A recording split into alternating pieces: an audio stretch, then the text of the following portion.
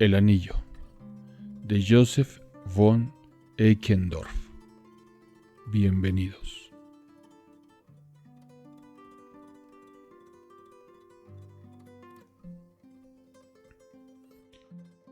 Rosa había bostezado varias veces durante la conversación. Feber lo notó, y como siempre se distinguiera por ser un admirador del bello sexo, se ofreció ante la complacencia de todos a narrar un cuento. Pero por favor, que no sea un cuento rimado, pues solo se les entiende a medias. Entonces el grupo se hizo más cerrado.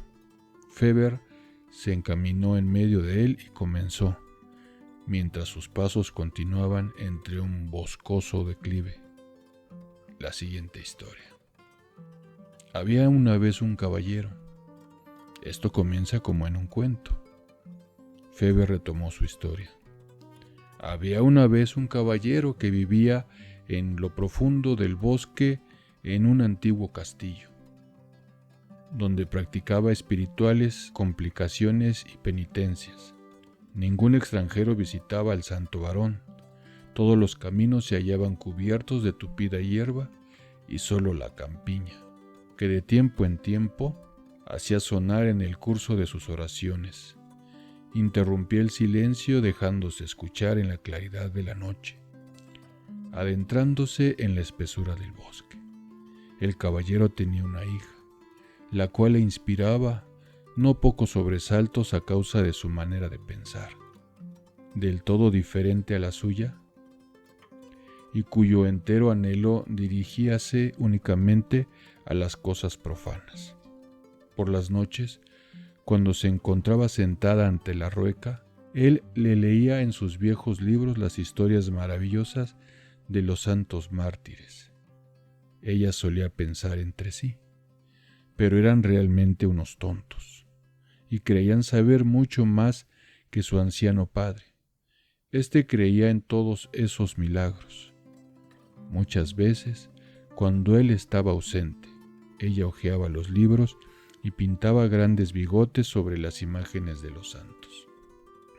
Al oír esto, Rosa soltó una carcajada. ¿De qué te ríes?, preguntó Leontín, un tanto picante. Feber continuó su relato. Ella era más hermosa e inteligente que todos los demás niños de su edad, por lo que siempre se avergonzaba de jugar con ellos. Y quien hablaba con ella creía estar escuchando a una persona adulta. Con tal conocimiento y elocuencia conversaba con ellos. Además, sin sentir miedo y riéndose del viejo alcalde, su padre, que le contaba cosas espantosas acerca del genio del agua, día y noche. Ella se paseaba en completa soledad por el bosque. Muchas veces, estando en medio del bosque a la orilla del celeste río, gritaba con voz agitada por las risas: «Que el genio del agua sea mi novio, que el genio del agua sea mi novio». Cuando su padre estaba a punto de morir, éste hizo llevar a su hija a su lecho de muerte y le entregó un enorme anillo labrado en oro puro y macizo. Le dijo entonces: «Este anillo fue fabricado con una diestra mano hace cientos de años. Uno de tus antepasados lo obtuvo en Palestina en mitad de una batalla. Allí se encontraba el anillo, completamente cubierto de sangre y arena. Allí permaneció inmaculado y reluciente, con un brillo tan claro y destellante que todos los caballos reparaban ante él, evitando pisarlo con su casco. Tu madre y tus antepasadas lo llevaron, y de este modo Dios bendijo sus matrimonios. Tómalo tú también y contémplalo todas las mañanas con limpios pensamientos. Así su destello aliviará y fortalecerá tu corazón. Pero si tus pensamientos y pareceres se inclinaran hacia lo malo, su brillo desaparecerá junto a la transparencia de tu alma e incluso te parecerá turbio. Consérvalo fielmente en tu mano hasta que encuentres un hombre virtuoso, pues aquel que una vez lleve puesto este anillo será por siempre tu marido fiel. Con estas palabras, el anciano caballero murió. Ida, su hija, se quedó entonces sola.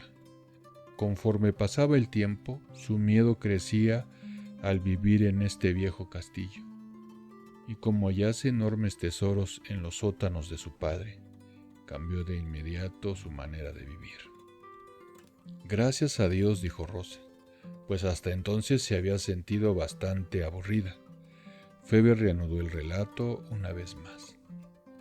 Los oscuros arcos, portales y patios de la antigua fortaleza fueron derruidos y un castillo nuevo y luminoso de blancos y ligeros muros con pequeños torreoncillos se erigió a poco tiempo sobre los viejos escombros. A su lado mandó construir un amplio y hermoso jardín en medio del cual cruzaba el celeste río. Había miles de flores altas y vistosas, entre las que se elevaban saltos de agua cerca de los cuales se paseaban plácidos terneros. El patio del castillo hormigueaba de caballos y de pajes ricamente ataviados, que cantaban alegres canciones para su bella dama que, entre tanto, se había hecho una mujer extraordinariamente hermosa. Por ello, ricos pretendientes llegaban a cortejarlas desde todos los puntos de la tierra, y los caminos que conducían al castillo resplandecían de jinetes, cascos y crestones. Esto le agradaba enormemente a la doncella, y sin embargo, al pensar en su aprecio por todos los caballeros, a ninguno quiso darle su anillo, pues todo pensamiento en relación con el matrimonio le parecía odioso y ridículo. ¿Para qué?, se decía, he de haber marchita mi hermosa juventud representando el papel de una miserable ama de casa en esta apartada y aburrida soledad, en vez de ser libre como un ave en su vuelo. Por añadidura, todos los hombres le parecían tontos, ya fuese por ser demasiado torpes como para corresponder a sus bromas, debido a su orgullosa pretensión de abrigar elevados propósitos en los que ella no creía. Y así, en su ceguera, se consideraba un hada encantadora en medio de monos y osos hechizados que tenían que bailar y atenderla, pendientes de cualquiera de sus gestos. Entretanto, el anillo se hizo cada vez más oscuro. Cierto día, la joven ofreció un vistoso banquete debajo de una hermosa tienda levantada en el centro del jardín, luciendo sus ademanes graciosos que resplandecían por encima del brillo de las perlas, eran como una manzana aguzanada, tan rozagante y engañosa se aparecía. El dorado vino dio alegres vueltas. Los caballeros le otorgaban a la joven sus miradas más atrevidas, voluptuosas, y seductoras canciones se escuchaban sin cesar en el jardín. Penetrando el aire estival, entonces la mirada de Ida cayó por casualidad en el anillo. Este se había vuelto oscuro y su apagado brillo despedía tan solo un opaco destello. Se levantó en el acto y fue hacia el declive del jardín. «Piedra tonta, no me molestarás más», dijo riéndose, loca de alegría. Se quitó el anillo y lo arrojó a la corriente del río. En su vuelo, el anillo describió un arco claro y luminoso y fue a sumergirse enseguida en las profundidades. Más tarde, ella vio al jardín, donde voluptuosos sonidos parecían alargar sus brazos hacia ella. Al otro día, prosiguió Faber, Ida se encontraba sola sentada en el jardín, mirando hacia el río. Era mediodía. Todos sus huéspedes se habían marchado. La región entera estaba sumida en un sofocante silencio. Solitarias nubes de raras formas cruzaban con lentitud el claro cielo azul. A ratos corría un viento súbito por la región y al instante parecía como si las rocas y los árboles se inclinaran y hablaran de ella. Ida sintió un escalofrío. De pronto, vio un apuesto y esbelto caballero que llegaba por el camino. montado en un caballo blanco como la nieve. Brillaban su armadura y su casco de color azul marino. Una cintilla del mismo color flotaba al viento. Sus espuelas eran de cristal. Las saludó amablemente, desmontó del caballo y se acercó a ella. Asustada, Ida dejó escapar un grito, pues descubrió en su mano el viejo anillo prodigioso, que apenas el día anterior había arrojado al agua, y recordó enseguida las palabras que su padre le diera en el lecho de su muerte. El apuesto caballero extrajo una triple cinta recamada con perlas y la colocó en el cuello de la doncella. La besó en la boca, la llamó su novia y le prometió llevarla a su casa esa misma noche. Ida no pudo responderle, pues todo le parecía verlo como en un profundo sueño. Sin embargo, había escuchado muy bien al caballero, que le habló con encantadoras palabras que se mezclaban con los sonidos del río como si éste estuviera encima de ella, susurrando continua y confusamente. Más tarde lo vio montar en su corcel blanco y galopar hacia el bosque, tan veloz que el viento soplaba a sus espaldas. Al anochecer, desde una ventana del castillo, la joven miraba en dirección de las montañas, cubiertas ya por un grisáceo crepúsculo. Se preguntaba inútilmente una y otra vez quién podía ser ese apuesto caballero que tanto le agradaba. Una inquietud y un miedo que jamás había sentido invadieron su alma.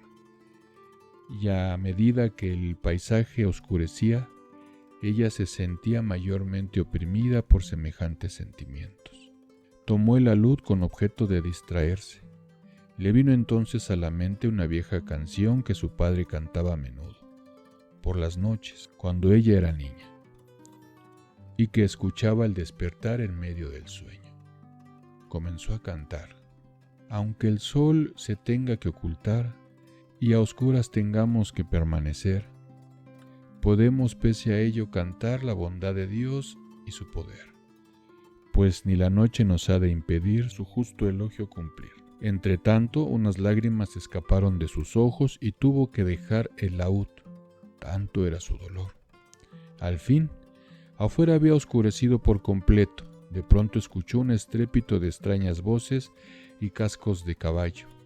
El patio del castillo se vio en un momento inundado con luces flotantes, entre cuyos destellos ella vio un furioso hormiguero de coches, caballos, caballeros y damas.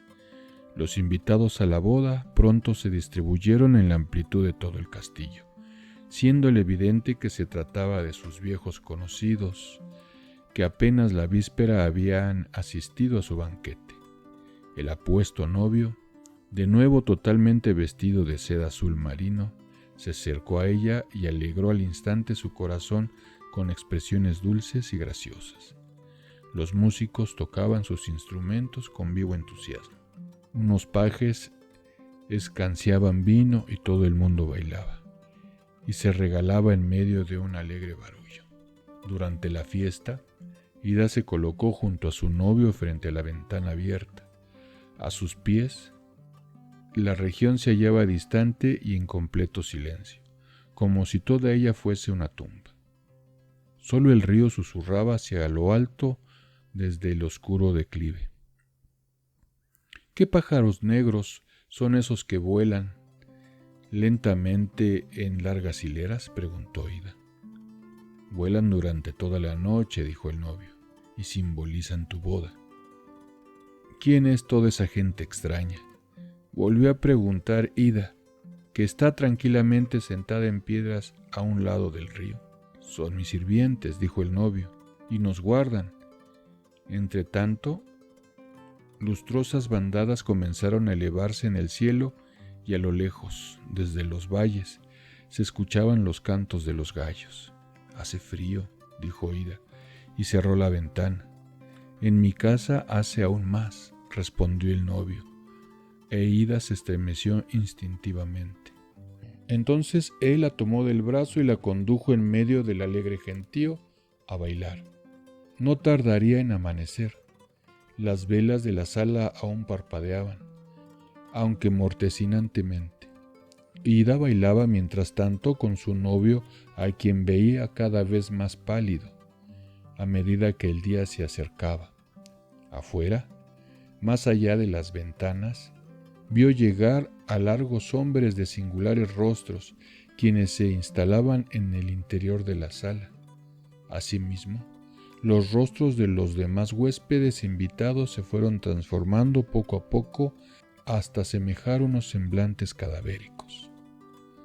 Dios mío, ¿con quién he convivido durante este tiempo?, gritó. La mucha fatiga le impidió escapar y no pudo ni siquiera zafarse, mas el novio la sostuvo firmemente abrazada y continuó bailando hasta que cayó al suelo desvanecida. Al amanecer, cuando el sol brillaba alegremente por encima de las cordilleras, el jardín del castillo se veía solitario en las montañas. No había un alma y todas las ventanas permanecían abiertas. Tiempo después, cuando los viajeros pasaban junto al río bajo el claro brillo de la luna, o incluso al mediodía, veían con frecuencia a una joven muchacha surgir en medio de la corriente, con el desnudo torso fuera del agua. Era en verdad hermosa, aunque tan pálida que parecía la muerte.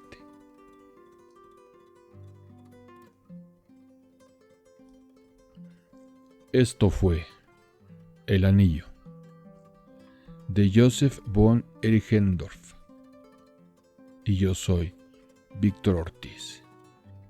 Si este contenido te ha gustado, suscríbete, dale like y comparte para que este material llegue a más personas. Hasta pronto.